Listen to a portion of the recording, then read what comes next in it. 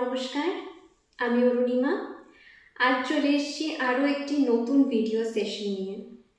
আজ আমি এমন একটি বিষয় নিয়ে আমার থটস শেয়ার করব, সেটা আমাদের রোজকার জীবনের একটা বড় পার্ট বলতে পারি। অর্থাৎ আমাদের প্রতিদিনের লাইফে যে নানা রকম ঘটনাগুলো ঘটে, সেগুলো থেকে আমরা দুঃখ পাবো নাকি কষ্ট পাবো নাকি শান্তি পাবো, সেটা পুরোটাই ডিপেন্ড করে আমরা কোন অ্যাঙ্গেল থেকে সেই ঘটনাগুলোকে দেখছি, আমরা কোন পার্সপেক্টিভ থেকে সেই ঘটনাগুলোকে দেখছি।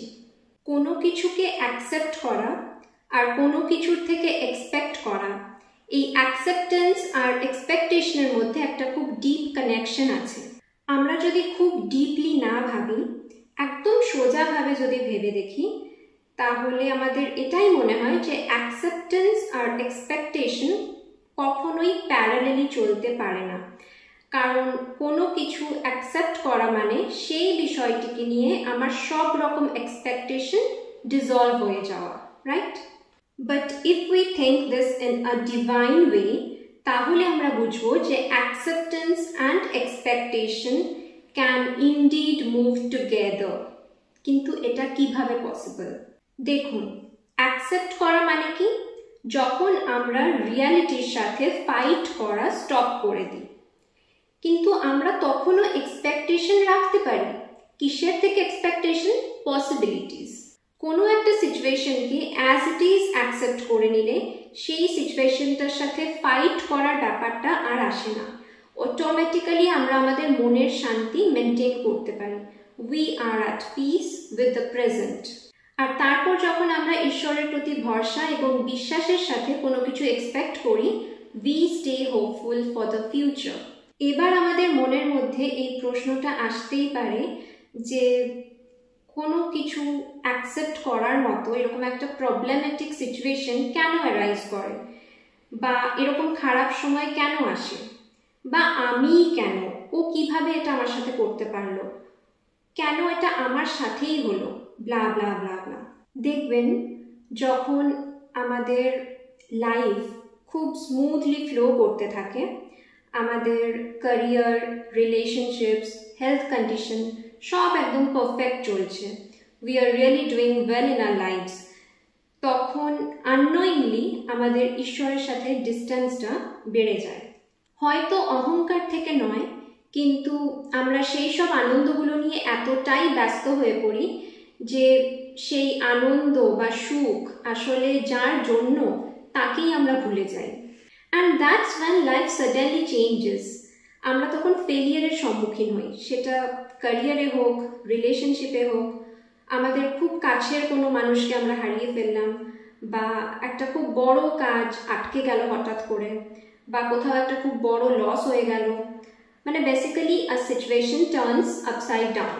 ডেফিনেটলি তখন সেই পার্টিকুলার সিচুয়েশনটা আমাদের খুব কষ্টকর বলে মনে হয়।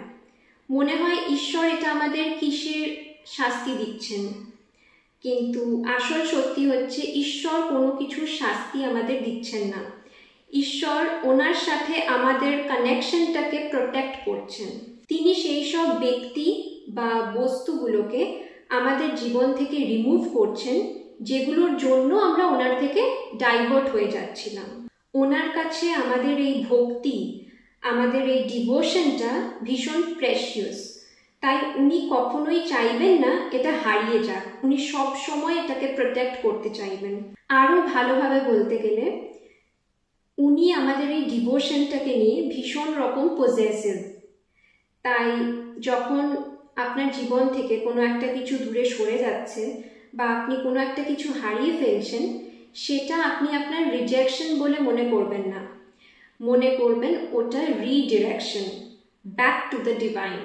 এবার অ্যাকসেপ্টেন্স মানে কিন্তু কখনোই গিভ আপ করে দেওয়া নয়। অ্যাকসেপ্টেন্স মানে এটা বিশ্বাস করা যে এই মুহূর্তে আমার সাথে যেটাই হচ্ছে না কেন, সেটা আমার ভালোর জন্যই হচ্ছে, এবং ইন ফিউচার আমাকে নিয়ে ঈশ্বরের যা যা প্ল্যানস রয়েছে সেগুলোর প্রতি আমার পূর্ণ আস্থা রয়েছে, এবং সেগুলোও আমার ভালোর জন্যই হবে। আর এক্সপেকটেশন মানে কিন্তু কখনোই ডিম্যান্ড করা নয়। এক্সপেকটেশন মানে এই বিশ্বাস রাখা যে ঈশ্বরের কৃপায় আমার এখনকার এই যে খারাপ সিচুয়েশনটা সেটা আশীর্বাদ স্বরূপ হয়ে উঠবে, কিন্তু সেটা সঠিক সময় যখন আসবে তখনই। তাই আমরা যতই আমাদের প্রেজেন্ট সিচুয়েশনকে শান্তির সাথে অ্যাকসেপ্ট করে নিই না কেন, আমরা এই এক্সপেকটেশন রাখতেই পারি যে আমাদের এফর্টস, আমাদের প্রার্থনা কথা বলবে, ঈশ্বর আমাদের ডাকে ঠিক সাড়া দেবেন। এভাবেই কিন্তু অ্যাকসেপ্টেন্স আর এক্সপেকটেশন প্যারালালি চলতে পারে, বা এভাবেই অ্যাকসেপ্টেন্স আর এক্সপেকটেশন একে অপরকে ব্যালেন্স করে। দেখুন, এই পুরো বিষয়টির একটি উদাহরণ হিসেবে ভাবুন একটি চাষির কথা। খরা হয়েছে, কোনো বৃষ্টি কিচ্ছু নেই, চারিপাশটা একদম শুকনো লাগছে। সে ডেফিনেটলি আকাশের সাথে লড়তে পারবে না যে কেন বৃষ্টি হচ্ছে না। তাকে তখন সেই প্রেজেন্ট সিচুয়েশনটাকে অ্যাকসেপ্ট করতে হবে। কিন্তু তথাপি তাকে রোজ সকালে উঠে যা যা নেসেসারি চাষ করতে গেলে সে সব কাজ তাকে করে যেতে হবে।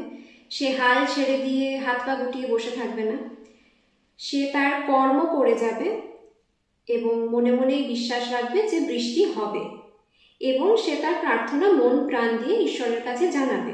কিন্তু এবার যদি এই পুরো সিচুয়েশনটাকে সে এভাবে ডিল না করে অ্যাকসেপ্ট করার বদলে এক্সপেক্ট করতে থাকে যে কেন হলো এটা, কিসের শাস্তি পাচ্ছি আমি, এবার আমি এত লস কিভাবে সামলাবো, তাহলে কিন্তু সে প্রতিদিন ভেতর ভেতর সাফার করবে, কষ্ট পাবে।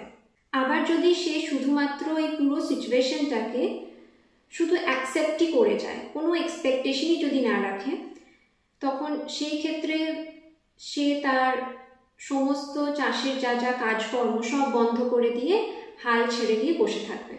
তাতেও কি সমস্যার সমাধান হবে? হবে না। কিন্তু যখন সে দুটোই একসাথে করবে, অর্থাৎ সিচুয়েশনটাকে অ্যাকসেপ্ট করে নিল, তাতে কি হলো, সেই সিচুয়েশনটাকে নিয়ে আর কোনো অভিযোগ রইল না, ভেতর ভেতর কোনো সাফারিং রইল না। আর একই সাথে যদি মনে মনে এক্সপেকটেশন রাখে, তখন সে তার মনের বিশ্বাস নিয়ে নিজের 100% দিয়ে প্রতিদিন কাজ করে যাবে, কাজ থামাবে না। প্লাস যখন আমরা নিজেদেরকে ঈশ্বরের কাছে কমপ্লিটলি সারেন্ডার করে কোনো একটা কর্ম করি, তখন সেই কর্মের সঠিক ফল ঈশ্বর অবশ্যই দেবেন। আমরা যখন আমাদের যা যা ভয়, দুশ্চিন্তা, ইনসিকিউরিটিস যা আছে সবটা তার চরণে সমর্পণ করে দিই আর বলি, ভগবান আমি হেরে গেছি, এবার তুমি সামলাও।